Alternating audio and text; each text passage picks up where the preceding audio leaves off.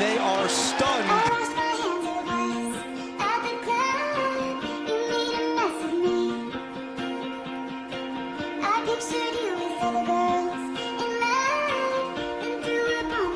One of the all-time shockers.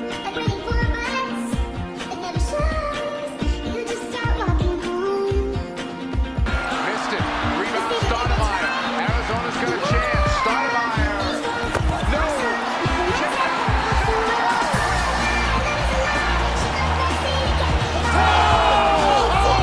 He drops the NFL!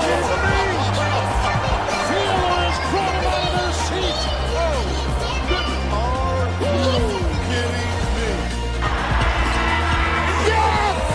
Oh, my goodness! Do you believe it? The dream is alive! I used to switch up these cans and just goes. Rip the band-aid off and skip town like an asshole outlaw.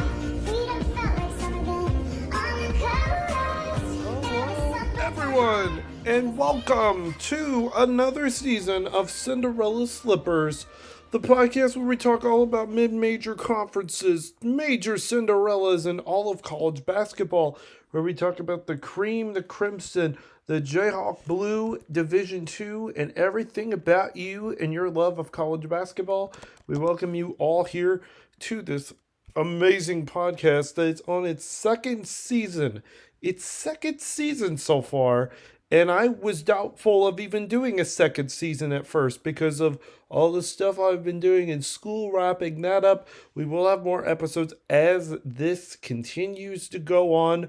We are already diving in deep to the big world of college basketball and what will be a really good time to talk about it with Thanksgiving break. But we got 3 weeks to literally unpack here in the college basketball season as the season has just begun. I was going to do one of these a lot sooner, but a lot of stuff was happening in my personal life to make it where it was almost avoidable for me to talk about this right now. First and foremost, thank you all for subscribing to the LinkedIn newsletter that can be found in the description below. If you want to read weekly about what my thoughts are on the college basketball season, what's going on in Division II, Division III, and we're going to be talking about a lot of that, especially in the next episode of this. This will primarily be an episode about Division I men's and women's basketball, with the next episode about Division II and Division III basketball coming up in about this week, but I will let you guys know when. Of course, a lot's going to be happening with me in my personal life. Wisdom teeth removal, not for myself, but for my sister, will be happening.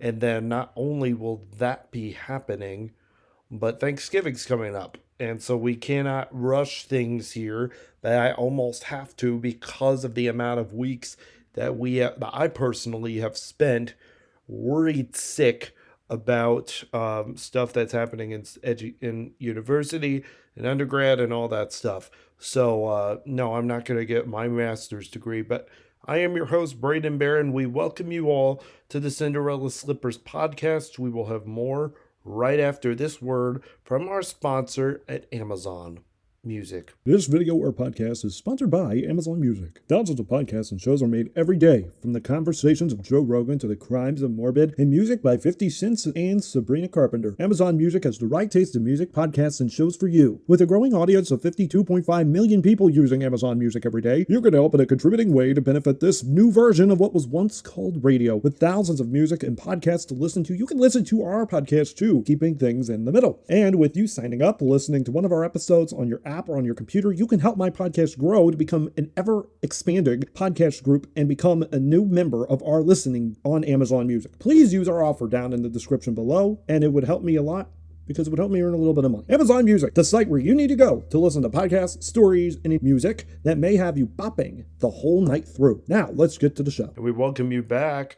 As, of course, the Cinderella Slippers podcast can be found on LinkedIn with our weekly newsletter and be found anywhere you get your podcasts, on Spotify, on Apple Music, wherever you get your podcasts. We are right here, and we will be covering, as I mentioned, every Cinderella team, every college basketball team from D1, D2, D3, JUCO, and NAIA, and we'll be addressing all of it throughout the season. This is season 2. Last season we talked a lot more about college basketball on the women's side of things than the men's. And there was a lot of loose ends on when I should publish, where I should publish. And of course, we weren't keeping the podcast up very, very well, which is something I'm hoping to improve on this year. We are already into the Division I men's basketball season, and we've already got about 4 games under our belt for almost every single team. Some teams playing tonight. We got a lot of teams, in fact, are playing tonight on November 19th of 2024. And so Kentucky is literally beating the crap out of Lipscomb 63-38. Kansas and the University of North Carolina Wilmington are currently playing, and Kansas is leading 10-7. Cincinnati ranked 18th in the country. Also, Kansas was the number 1 ranked team in the country, but Cincinnati ranked number 18 in the country, leading close against Northern Kentucky, 46-41. The University of Texas A&M, I think it's Corpus Christi or something, trailing UConn 44-20. Florida is beating the crap out of Florida A&M, and we'll get on to them. That'll probably be the first thing I mention after I get more. If I tell you guys more information about what's been going on in the world of college basketball, some games. I thought we'll get straight into the Florida action because that's very extreme. What's happening right now over at Florida, a right now disgraced program, leading 55-28. And we have one more ranked matchup tonight, as Purdue at number 6 will face off against number 15 Marquette. And that's where we're actually going to start our episode off. Can I just say that Purdue is going to be my favorite to win the Big Ten again this season? Indiana isn't looking as polished, but we have depth, we're good. It's not that. It's just, as I've been watching the college basketball season this year, I just got to thinking to myself, who's the best and who is the worst? Well, KenPom says that Auburn, Houston, Gonzaga, Duke, UConn, Tennessee, and Kansas are the top 7 teams, to be facing right now on all of college basketball, and Purdue's all the way out number 12 just based on KenPom ratings. We'll get more into these as soon as March begins, but as of right now in November, we have no means to be worrying about that, but it's still very important analytically to study for in the remaining months and weeks. Men's basketball. Sorry, I'm tired a little bit, but I'm glad I'm recording this because I did not want to procrastinate and not record this. Let's just start off with the basics. Purdue, as I mentioned, is going to be mentioned a lot this season. They will win the Big Ten, but I wanted to really talk about these last about 2 or 3 weeks in college basketball and talk to you all more about what my current thoughts are. And let's just say Duke is completely overhyped. Gonzaga is on a roll.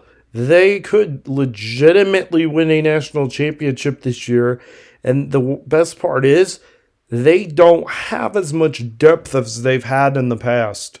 Sure, they got some big men, but they don't have as much talent as they did, which means that when they play against Long Beach State tomorrow, and then we get straight to the Maui Invitational and all the great tournaments that come along with it, I believe Gonzaga, to me, is one of the best teams, and so is the University of Kentucky. They are both very experienced, and that's going to be the main message, as I'm going to mention throughout the college basketball season this year, is I am looking for teams with experience. I am not looking for teams with a bunch of freshmen. I'm looking for teams that have juniors, that have seniors, and that have graduate assistants, maybe doctors, lawyers, future healthcare professionals that are going to go out there every single night and compete against these kids, because the kids cannot compete anymore. And it's really sad to say that, but I don't think the kids can really compete. We saw that last year with the NCAA tournament. Kentucky having a bunch of 19 and 20-year-olds going up against Oakland that have a bunch of 28-year-olds, including Jack Golke, who will forever be a legend in college NCAA tournament. But, of course, we were talking about this year, and as I mentioned, Gonzaga, they are a great team. Purdue is a good team. They both are really, really good. But the one thing that I can say is that we're early into the season, so we don't have much storylines to give. But one of the biggest storylines, as I mentioned at the beginning of the episode, we talked about this, but one of the biggest, and they're currently playing and leading currently 62-34 right now, Florida. It's a disgusting case. It's a very disgusting case, and I don't even know how their coach is still coaching. I don't even know how their coach is still coaching. And as a matter of fact, their coach, and you have all probably heard the allegations, a lot of stalking involved, a lot of sexual harassment. But again, I really can say that Florida will just be eaten alive by all this. At least they're not the University of Evansville. And we're going to have an episode about them coming up around Christmas Eve about the story of U of E and how their rise and fall was. It's pretty similar to Florida, except Florida's got a lot of depth. They just recently got a 7-foot freshman out of Canada who is larger than Zach Edey. And in my opinion, he should be thinking about going to the transfer portal and going off to a school such as Purdue that would utilize him a lot more in the paint. That was how Zach Edey was, and that's how he was doing really good in college.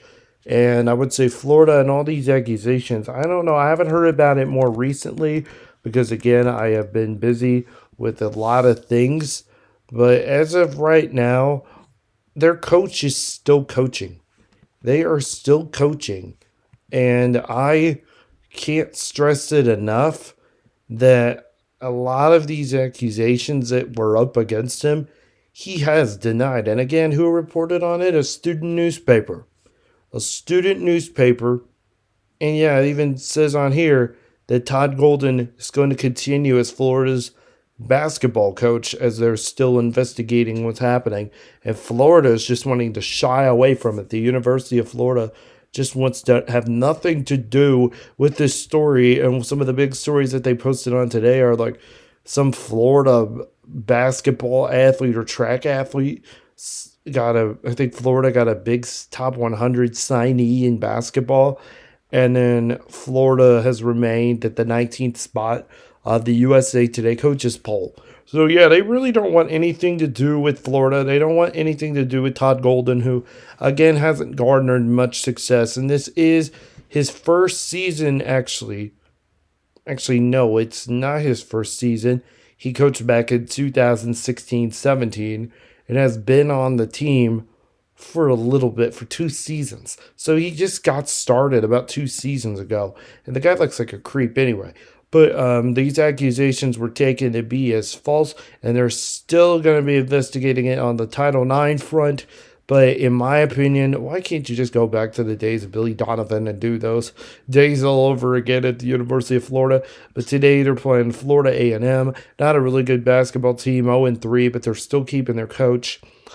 To me, it just doesn't make any sense. It just doesn't make any sense of why you would keep someone in your program and why you wouldn't not want to get rid of this guy after all the accusations that was made about him, which again really transcends how college sports have been in the last few years. They don't want to protect any woman, as I've seen in cases like in the football case of Jameis Winston and the girl who was essayed by him.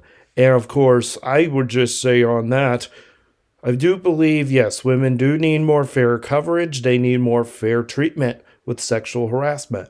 And not only is that a problem, it's a lingering issue. But for this to happen as the coach, I mean, my God, I saw Jerry Sandusky and Joe Paterno, and I was like, great, we don't need another one of those, especially in the Big Ten. And speaking of the Big Ten, as we mentioned with Purdue, they're really good right now. Kentucky, they're really good right now. We'll get more into Indiana and all the other Big Ten teams here in a minute. I'll be going row by row, ranking every conference. But I want to wrap it up by talking about the Todd Golden situation over at the University of Florida, which to me is one of the most disgusting stories to come out of college basketball at the start of this season. There's always some kind of drama with Florida as we start the season off. Florida, back in 2020, had Keyshawn Johnson have a complete heart attack out on the floor. And then 2 years later, he is back at it again, running kind of like DeMar Hamlin. back at it again after trying to do chest compressions and really almost dying on the court, ends up going to Kansas State and leads them to an NCAA tournament run that almost went to the Final Four of all places, as long as they didn't lose to Florida Atlantic. But again, what is it about the state of Florida and all these basketball controversies? It is crazy. It is nuts. But Florida now has a creep as a coach, and that I do not appreciate as someone who is not only on the human rights side of things, but who's also fully and completely in support of women in sports, but who also doesn't want to see this idiotic behavior from happening ever again. And hopefully Florida does fire him at the end of the season, and I hope he doesn't coach in the NCAA tournament if they did get to that realm, because this is just flat out disgusting. And shout out to the newspaper who reported on that, the great independent Florida Alligator. Of course, they had some amazing reports on this. I will probably leave that article in the description, but if you don't have it there, just go to alligator.org. But I will promise I will put that up in the description below. I did the same thing when Northwestern had their incident that happened with Pat Fitzgerald. He later got fired from the program, and he later dealt with a lot of drama and a lot of backlash from it. And also, I wanted to also shout out Jack Meyer and Max Tucker, the two journalists who reported on this story on November 8th, which I know we were a long ways away from not seeing this published, and we're a long ways away from recording the podcast. But of course, this is all I could basically do. This is all I could do because of the schoolwork and that stuff. We just have 2 more weeks left. I mean, I got more fire in me. I got a lot of fuel in me. I mean, come on, man. I'm already burnt out some days, but I know several days I feel kind of burnt out and just done with school because I can't wait to leave and start work. But a lot of people say it'll be worse. But kind of like if you're hopeful yourself, you're hopeful that the Yukon Huskies will probably win a 3rd national championship this year. And I think Yukon has an amazing opportunity to do so. Yukon is not only one of the best teams in college basketball, they will remain as one of the best teams in college basketball for decades to come. And yes, I think if Gonzaga and them can meet in the title, that'd be good. But right now, Yukon is literally destroying some school. And look up its name. Texas A&M Commerce, 57-25. It's embarrassing how this team's losing. But of course, they're 1-3 and not as good as Yukon. And no fault of our own with these mid-major conferences. A lot of drama in the mid-major conferences, and we'll get into that on our episode on Thursday. But as of right now, I just wanted to really make it and hammer it home about Division I men's and women's sports. But it really is a lot to try and soak in. But Yukon could win a 3rd national championship and are projected to maybe win the national title under Dan Hurley. Hasn't it been an amazing season for all these teams? Shohei Ohtani in the World Series, and then winning it after getting signed to the team. Dan Hurley nearly leaving to go to LA and be the Lakers coach. Thank God they gave it to JJ Redick, because if Dan Hurley would have not gotten that job, I mean, you would probably be talking about UConn going on an absolute dynasty. The Hurleys belong in college basketball. They don't belong in college football. They don't belong in college baseball. They don't even belong in finance with the trust fund. And they ain't 6'5" with blue eyes. But my gosh, this whole team is from top to bottom stacked like last season. But a lot of people have their doubts about nothing, because this team is really good as long as they can beat teams like Creighton and, of course, St. John's in their own conference. St. John's is nowhere near UConn's level, and neither is Rick Pitino. But yeah, we have a lot of things to talk good about with UConn this season. And it's not to be like the big media critics and be like, okay, now I do support them. No, it's not that at all. It really isn't. It really is a situation where UConn is literally one of the best of the best of the best of the best basketball teams in all of college basketball right now, and it's really cool to see them. But they will be the first team since the 1970s to basically, and you remember those teams, the UCLA teams. I don't think we do. I'm a Gen Z, so I have no idea how good those UCLA teams were. Just like how they were just like how Indiana was really good at college basketball at one time. Speaking of Indiana, everybody is complaining a lot about their offense. Their offense is not fresh, but the team right now is doing good in these non-conference games. But once we start playing against Big Ten opponents, I think the schools such as Michigan and Ohio State have an easier shot. Michigan has an easier shot, like Purdue, to beat us. And they could, because our team isn't undisciplined.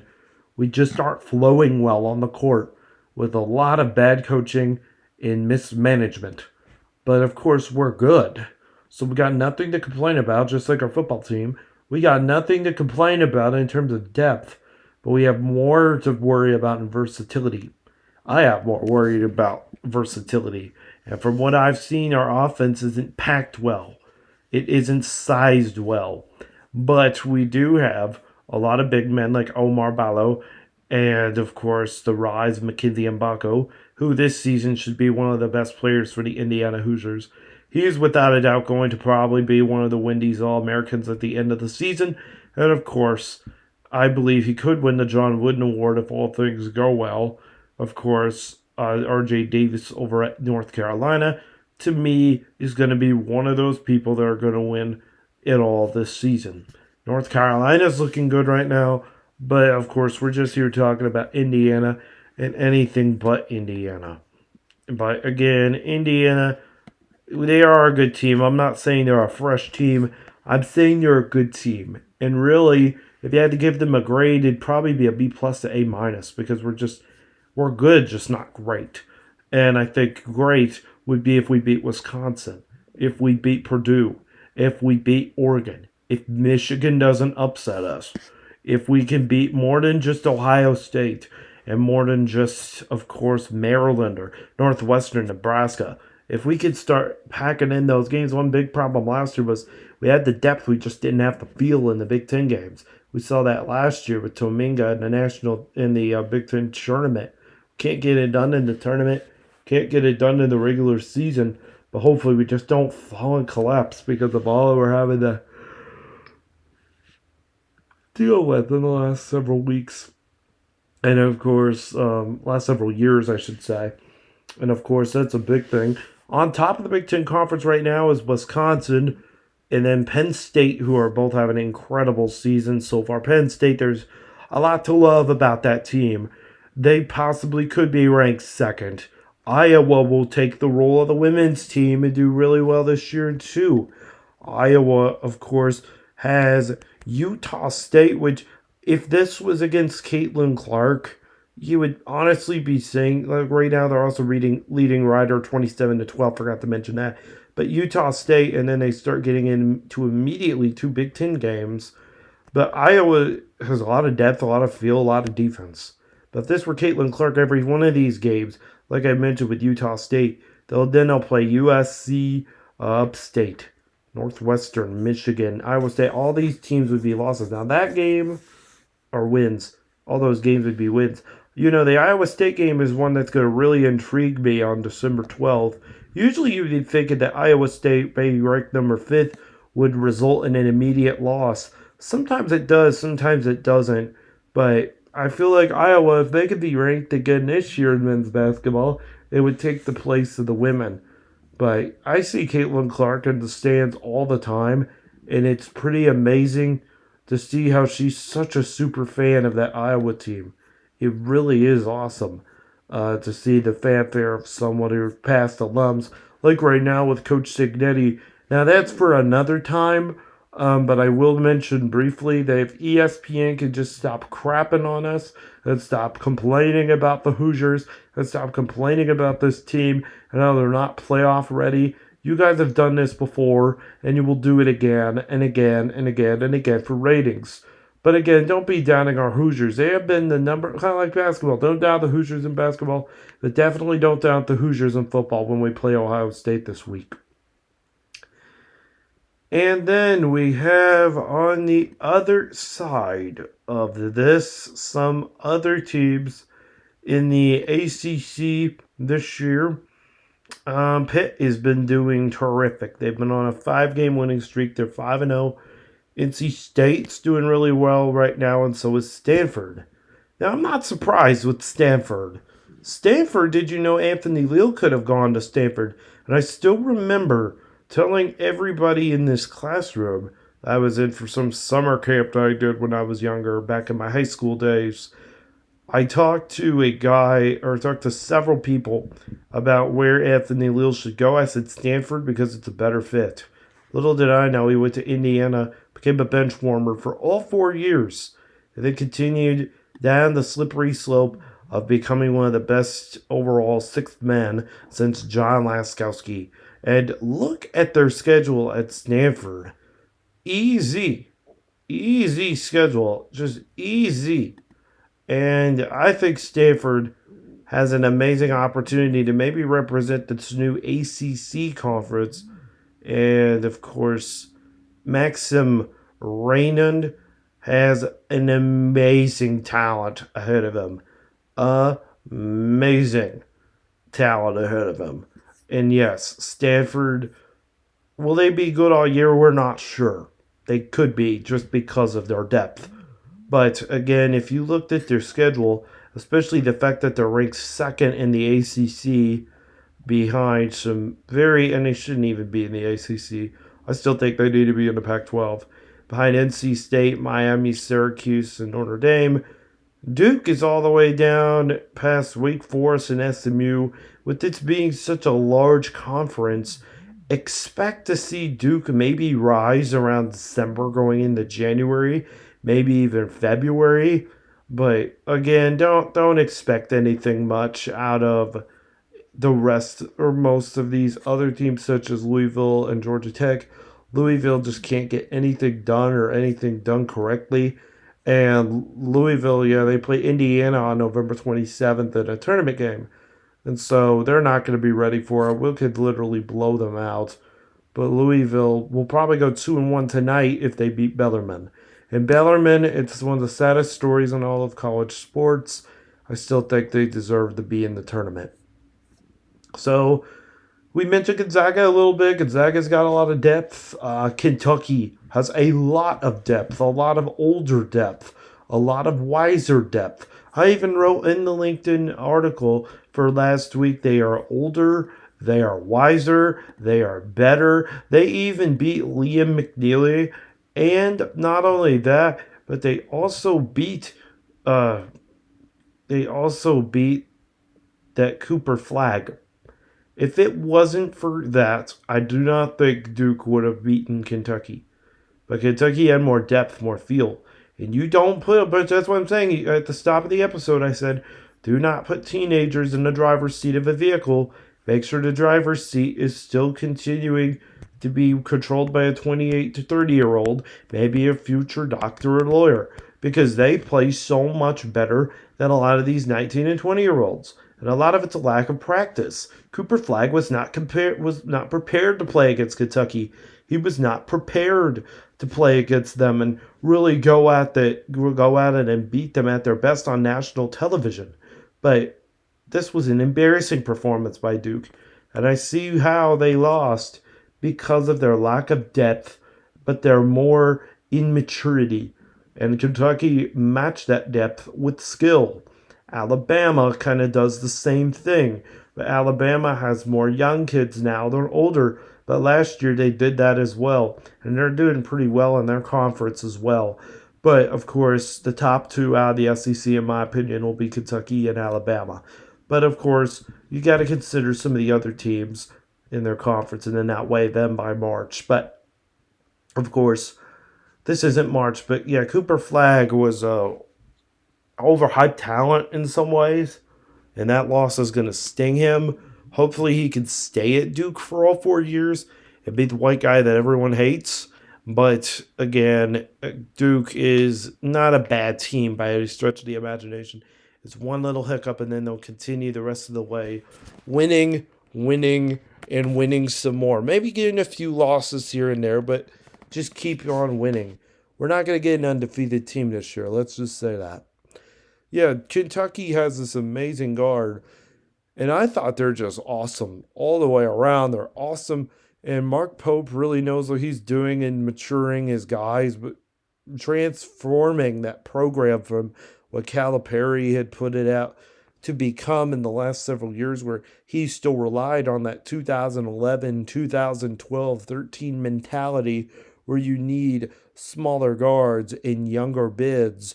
But now you are literally carrying the bibs, putting them on the babies, and they're still not even knowing how to walk or how to talk. It's insane with how Kentucky was last year, because they should have not lost to Oakland, and it busted my bracket. But again, Kentucky's got more depth because it's older, it's wiser, it's way more mature than Duke is. And we saw that on last Tuesday night. I believe Duke has an opportunity to go to the NCAA tournament, sure. But will we see them getting upset by a team like Lehigh or something like that? That's up to the committee and up to college basketball to tell. That is not up to me.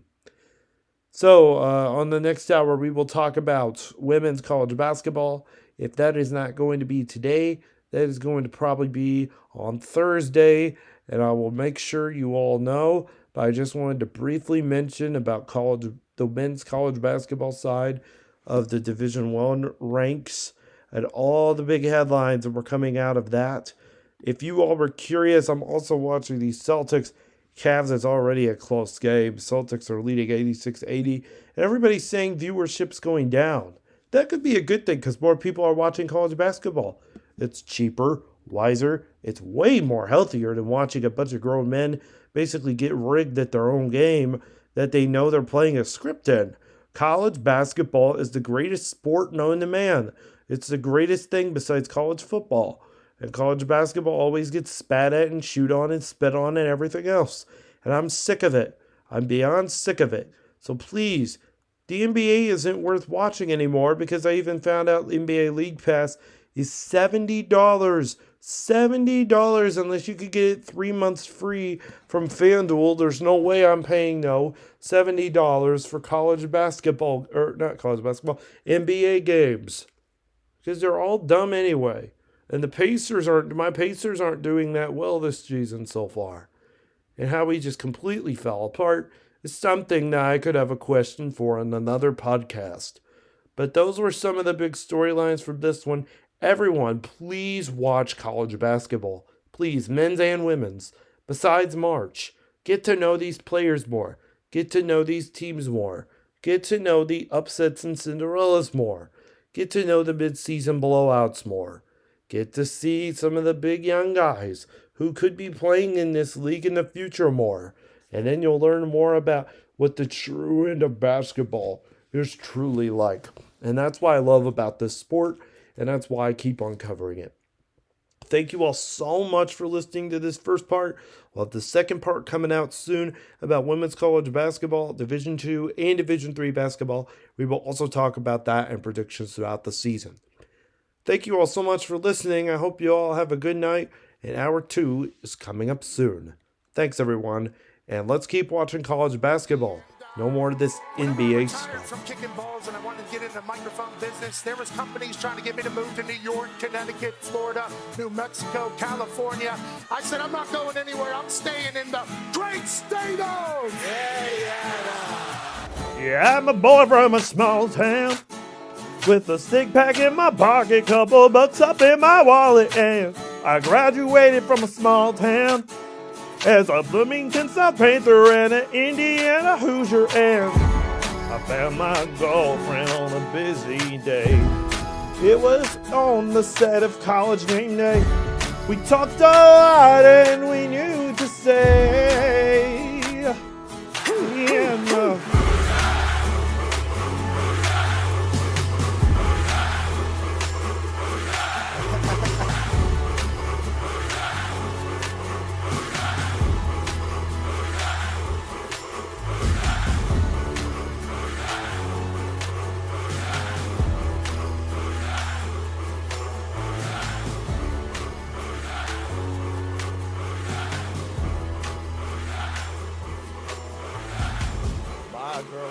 Georgia.